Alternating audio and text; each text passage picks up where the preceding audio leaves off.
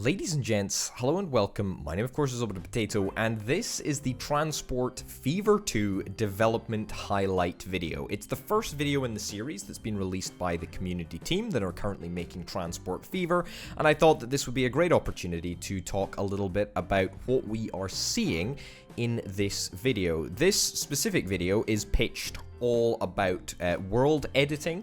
So all of the features that are going to be mentioned are exclusively about how you can edit the world before and during your game of Transport Fever.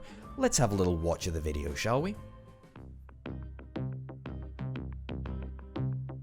Hello, my name is Tom, Community Manager at Urban Games. Welcome to the first development highlights video. In this series, we aim to show how we incorporated feedback from the previous game into the development and what efforts were made to make Transport Fever 2 into an excellent gaming experience. When creating Transport Fever 2, one of the biggest goals we set was to find a balance between how the game plays and how it looks and make both parts a great experience. Not only should it be enjoyable to create and manage vast and complex transport networks, but also to create and shape the world itself, from the big picture down to the smallest details. So the first part of this series is all about creating and editing the world in Transport Fever 2. Please note that the user interface shown is still from a concept phase. The first step to play the game is generating a map. For that, a sophisticated and flexible generator is available, which is capable of creating diverse landscapes in various climate zones. A random generator takes care that each map is a unique experience with its own challenges. At the same time, the player can take the reins, thus a wide range of parameters including, but not limited to, terrain, water and vegetation can be adjusted broadly. From an alpine region to a paradisic island, everything is possible. The possibilities for adjustment also extend to man-made structures on the map. The generator can fill a landscape with towns and industries, and the same is true of course for roads. Like in all the other aspects, the game can decide on the starting conditions, or they can be adjusted to one's liking.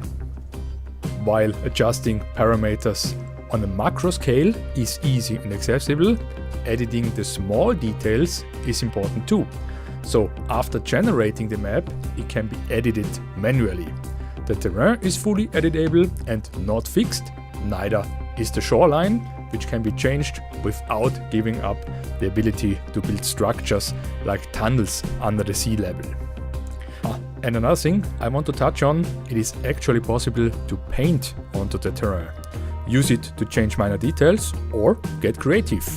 In combination with the various assets, everybody can create something fun and or beautiful. Committing to decisions is part of what makes a game challenging and interesting. However, when it comes to the visual part of the game, we believe that nothing should be final. This is why we put a lot of effort into assuring that everything is reversible. For example, removing roads from the game restores the landscape, and painted terrain can simply be erased to get back to the generated state. All I showed you so far are steps taken when generating and editing the map before the game is played, but what we learned from the first Transport Fever is that players not only want to spend time preparing a map, but also want to edit and design when they already progressed into the game. This is why we decided to invest into making these features available at any time. Editing and painting terrain, as well as placing and removing towns and industries, is possible at any time. So the game becomes a huge sandbox if desired. On top of that, it's also possible to return to the generator to add or remove features or even import an adjusted height map. Another important goal was to make the world feel diverse. So not only does the game has various climate zones, each zone comes with its own mood, and this mood can be changed too. This adds to the sandbox aspect, which should have as little limits and borders as possible.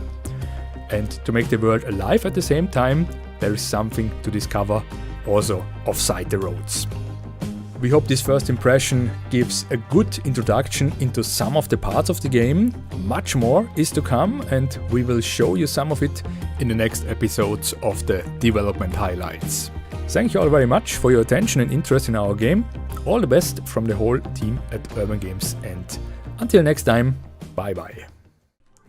So, lots of information in that video. We're obviously going to try and unpack exactly what was in there.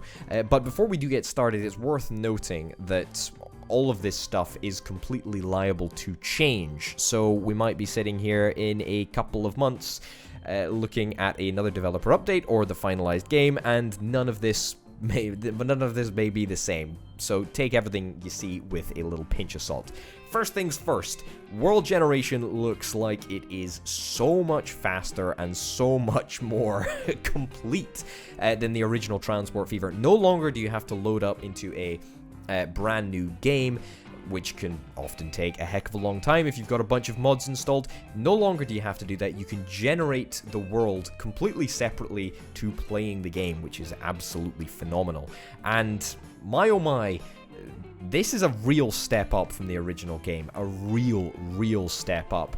So if we look at the world modifier, or the interface screen that we're presented with here, you can see that you can change 3 parameters. You can change the hills, you can change the water, and you can change the forest. So not entirely sure how the water mechanic works, and the hill mechanic, actually, those are probably 2 of the more interesting mechanics to talk about, or interesting modifiers to talk about. How does the hilliness work in comparison to the water? Does the water just create rivers, or does it, allow for the creation of lakes and rivers, etc.?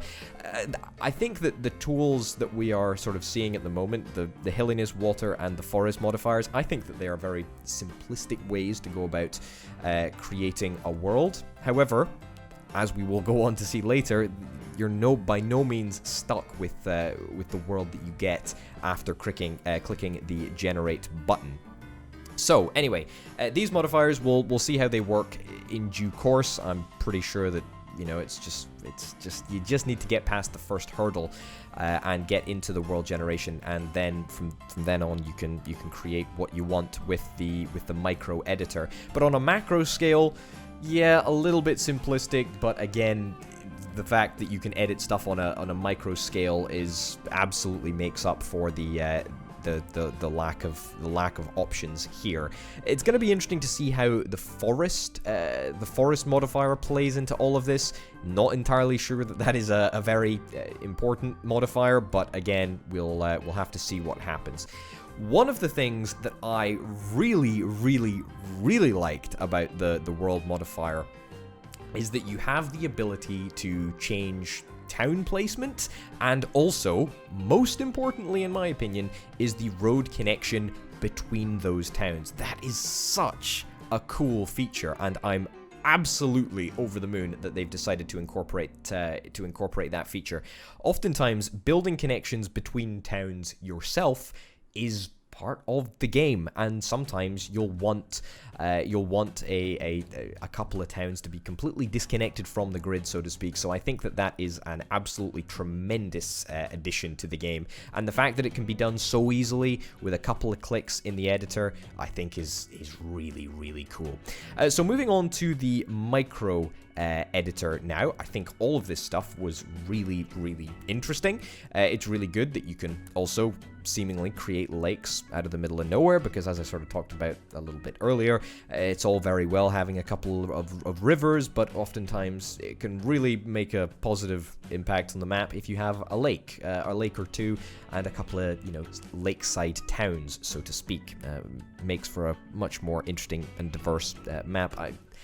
I think that boats are almost redundant sometimes in games of a Transport Fever, so it would be nice to create a map specifically for having boats sail down rivers and across lakes and whatnot. So that's a pretty nice addition.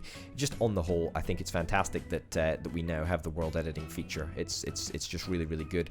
In terms of the specifics of what you can do with the micro world editor, so to speak, it all looks pretty darn interesting, and I especially like the fact that you can take an eraser to any of the modifications that you make if you'd like to return the map to its generated state. So I really like that. The footage that was shown off about placing roads on the map and the fact that you can delete those roads and, as I say, return the map to its generated state, that is so unbelievably cool.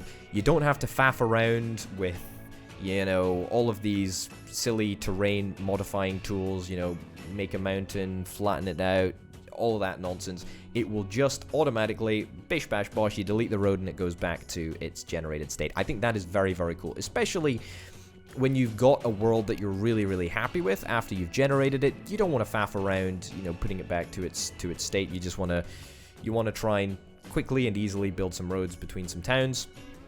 And if you place a road wrong, you don't want to spend 30 minutes trying to get a little bit of ground flattened out. So that's very, very cool indeed. So moving on and talking a little bit about making and placing towns, I think that is very, very, very, very cool. That is what you want to do, right? I mean, that's phenomenal. That's absolutely incredible. Presumably, you'll be able to place the size of town. I imagine you might be able to set a population modifier and see how big the town you want to place is. That will remain to be seen. I don't know how the town placement mechanic actually works, but certainly, as sort of like a little peek behind the curtain, I think that this gives us a really good idea of what we can expect.